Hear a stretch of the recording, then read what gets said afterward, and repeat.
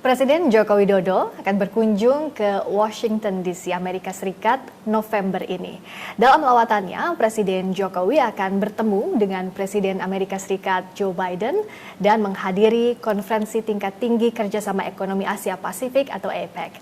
I'm Frisca Clarissa, and we would discuss more about President Jokowi's visit to Washington, Indonesia-AS strategic partnership, and also global stability in this special interview with the U.S. Ambassador to Indonesia, His Excellency Sung Yong-kim. Ambassador Kim, thank you so much for having us.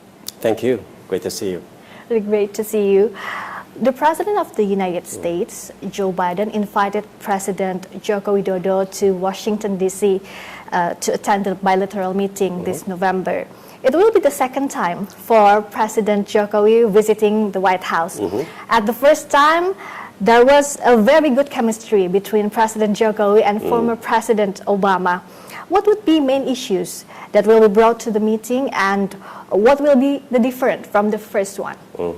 Well, thank you very much. First of all, we're very excited to welcome President Jokowi to Washington, D.C. There's a lot for our leaders to discuss. Just looking at what we have accomplished together in the past few years, I think we should take great pride.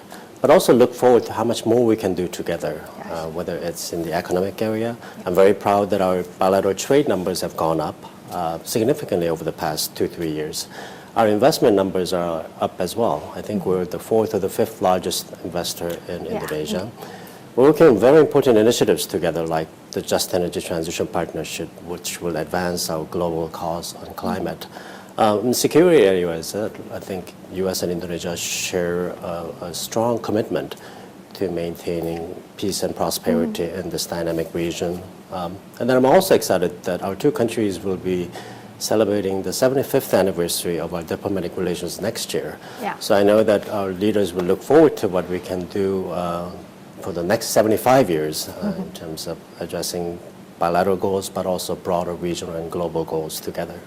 Specifically, how does the U.S. see the Indonesia and U.S. strategic partnership? Oh, I think we value our partnership with Indonesia greatly. We have great respect for Indonesia's leadership role within ASEAN, but more broadly.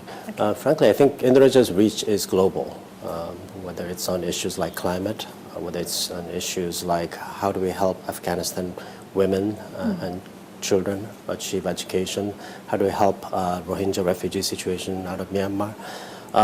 So the partnership is quite deep.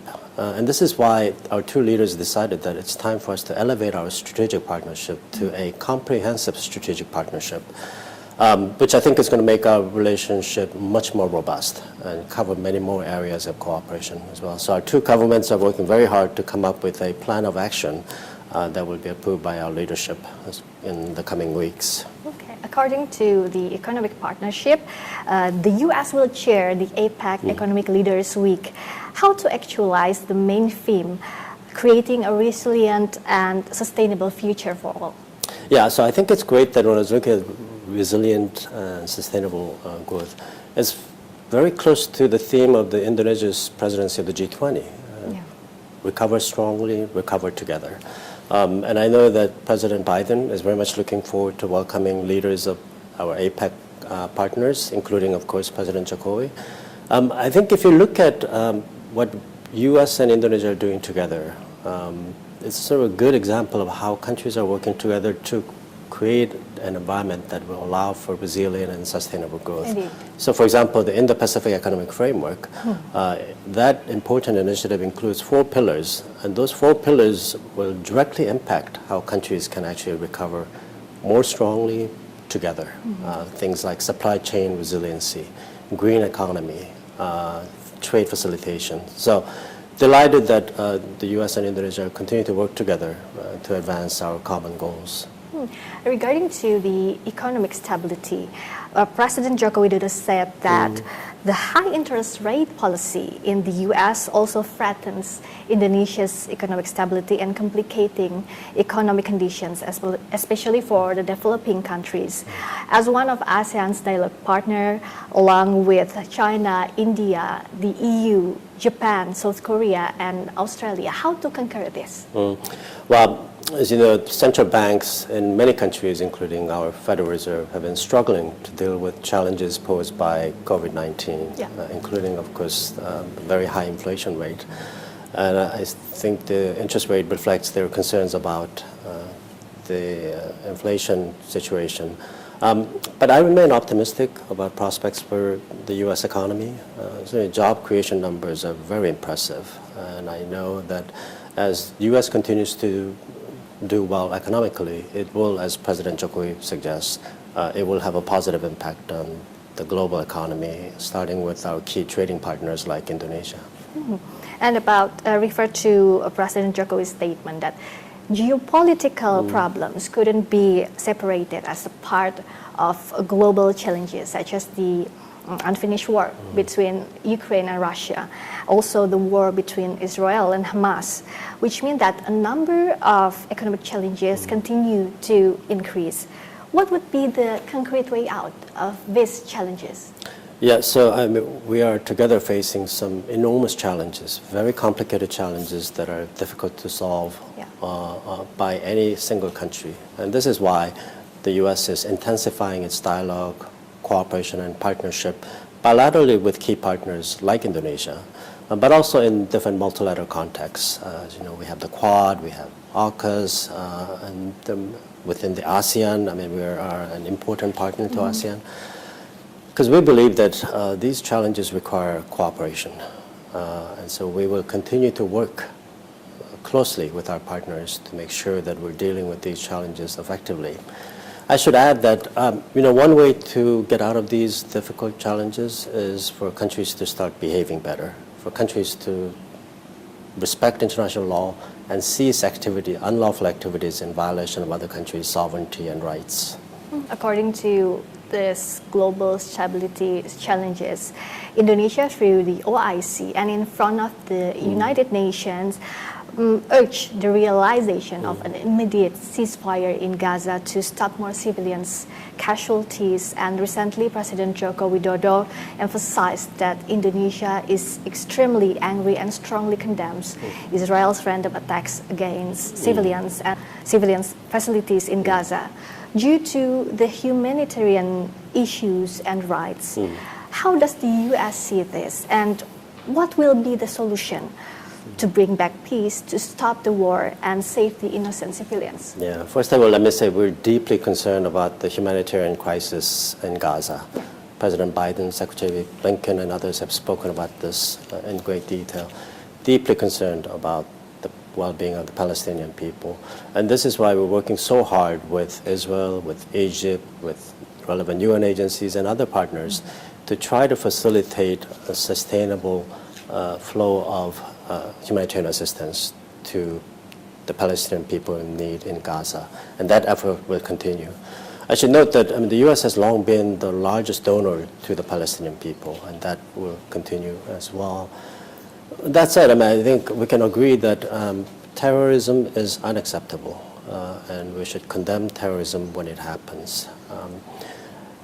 In regards to any type of pause, I would refer you to what President Biden said just recently about the importance of thinking about humanitarian pauses to allow for the flow of humanitarian assistance. So it will be possible to do? Well, I think we're going to do everything possible to help the Palestinian people in Gaza, to make sure that they receive the humanitarian assistance they need, and that the humanitarian assistance that we're sending is not diverted to Hamas. And so it's a complicated situation, as you know, so we'll have to work very closely with our partners there, including Egypt, Israel, and UN agencies, to make sure that the assistance is going to the people who need it. So still the priority is for the civilians in Gaza? Yes, absolutely, yes.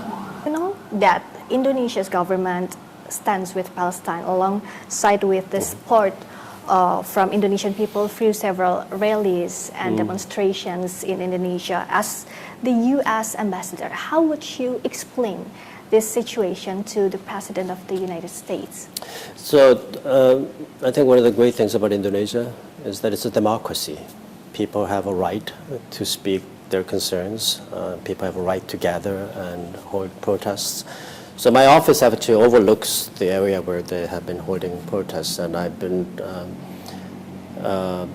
impressed by just how orderly and peaceful these demonstrations have been, and I appreciate cooperation that we're getting from the Indonesian law enforcement agencies here. But, you know, people have a right to speak and share their concerns publicly, and I respect their right. Mm-hmm. And how does the U.S. see the strategic role that Indonesia could take part to encourage global stability in hands of President Biden and President Joko Widodo's administration's relation? Yeah. So one of the reasons why it's been such a privilege for me to serve as the U.S. ambassador to Indonesia for the past 3 years is that our two countries share a lot. We have a strong commitment to democracy, have a strong commitment to tolerance, diversity, and for the rule of law. And that applies domestically as well as internationally. So I think both of our countries are totally committed to maintaining a free and open Indo-Pacific. Mm-hmm. We also have tremendous respect for ASEAN centrality.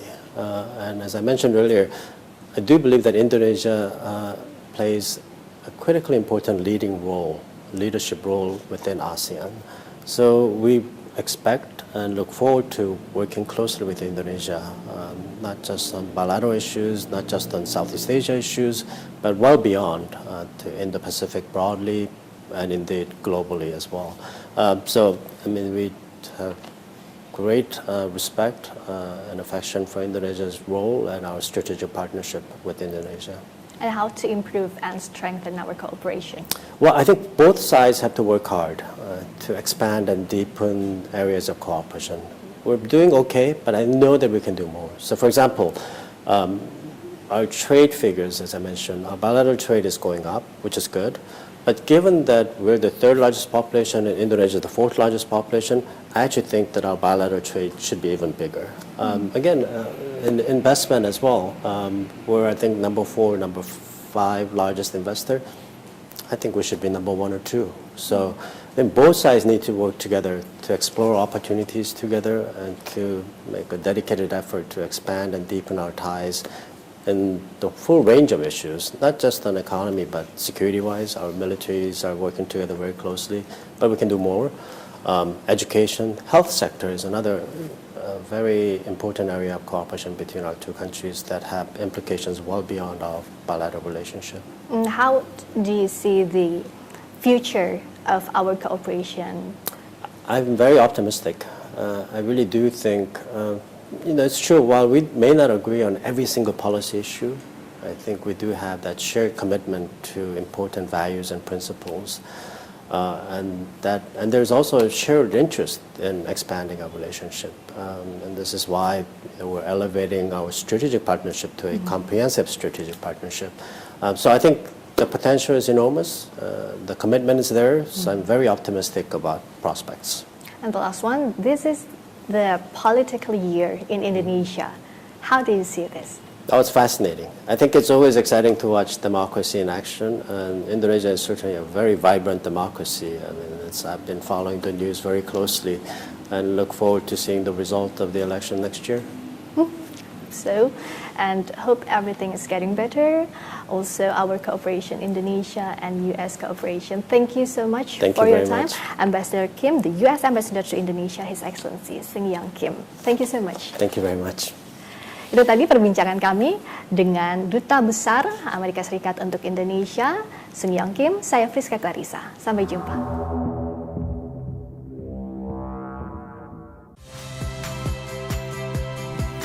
Saya Harjuno Pramendito.